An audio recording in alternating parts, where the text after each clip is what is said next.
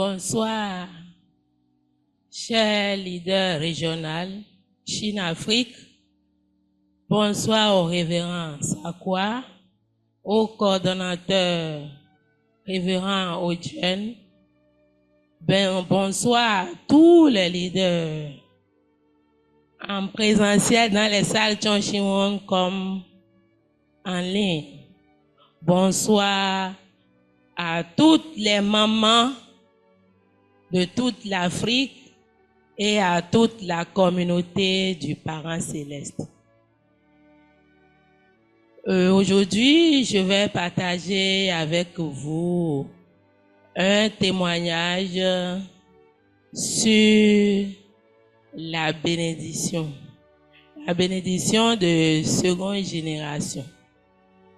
Mais avant d'aller à l'essentiel, je vais partager avec vous un élément qui m'inspire beaucoup pour prendre vraiment soin du processus de matching et de bénédiction de nos secondes générations. Je pense que les mamans, vous connaissez le film qu'on appelle Racine.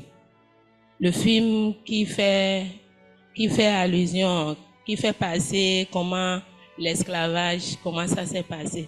Je pense que beaucoup connaissent ça. Alors, qu'est-ce qui m'inspire dans ce film-là? Et l'ancêtre africain, qu'on appelle dans le film Kunta Kinte, qui a quitté ici, qui s'est retrouvé de l'autre côté, du fait qu'il a tenu à sa ville natale, sinon à son origine, il a pu transmettre ça à ses descendants. Esclave, sa première descendance, c'était une fille. Il a su communiquer à cette fille-là qu'il a quitté ici et à l'Afrique et qu'il faut tout faire pour ne pas oublier ça. Il faut tenir compte de ça sérieusement et transmettre ça de génération en génération. Et cette fille-là, dans le film, a aussi, après il a eu un garçon, ainsi de suite, ils ont transmis ça. C'était comme un témoin pour eux. Alors, imaginez un peu ce contexte de l'esclavage là, où vous faites un enfant, et un beau jour, on vient vous arracher l'enfant, on envoie en mariage quelque part, où vous pouvez même ne plus jamais trouver cet enfant. Alors, je compare ce contexte-là à ce que nous vivons aujourd'hui dans le monde.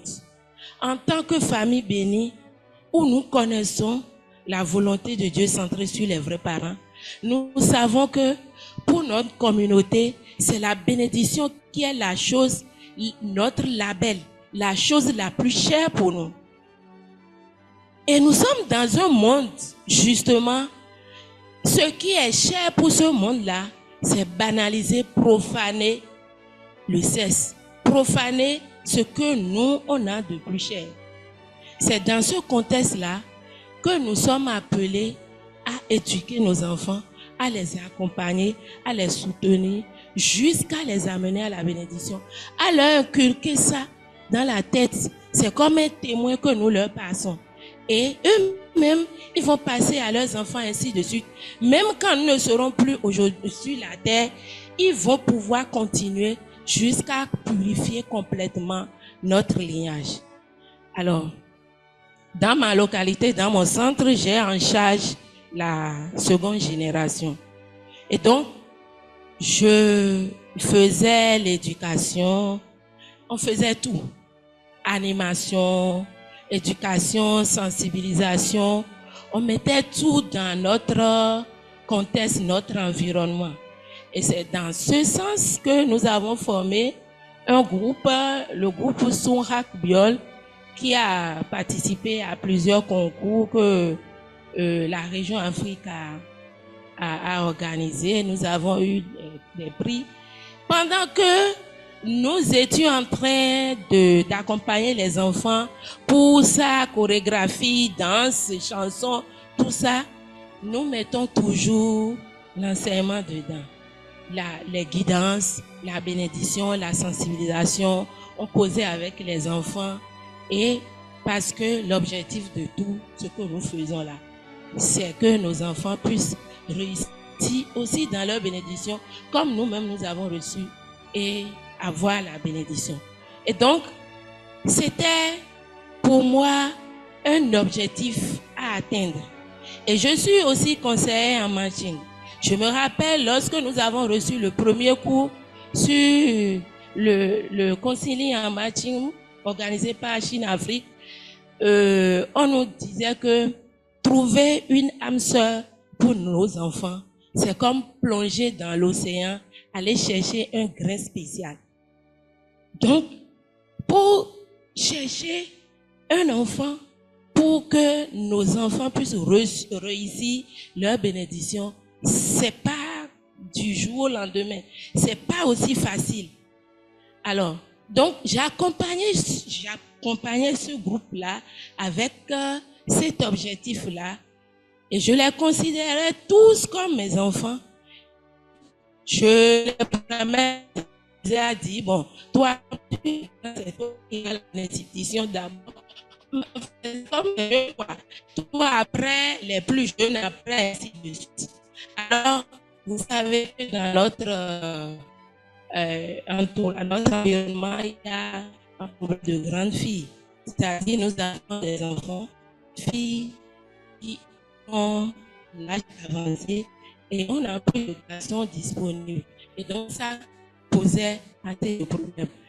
Donc, j'en avais dans ce groupe-là aussi. Alors, mais je pensais que je pouvais décider. Alors, nous avons planifié ça.